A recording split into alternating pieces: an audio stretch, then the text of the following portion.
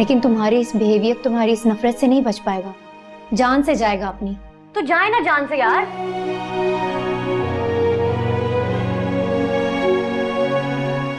नहीं कर सकती उसके बारे में बात, मैं नहीं कर सकती उसको माफ। हर्ट किया उसने मुझे, दिल तोड़ा है।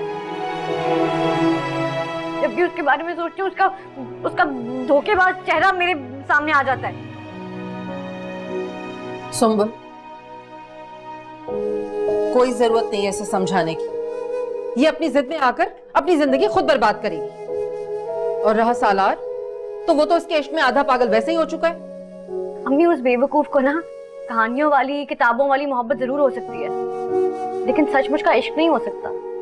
और ये जिन कॉल्स और मैसेजेस की आप लोग बातें कर रहे हैं ना, माफिया तलाफियां, ये सब भी एक नाटक है। उसको आदत होगी नाटक करने की।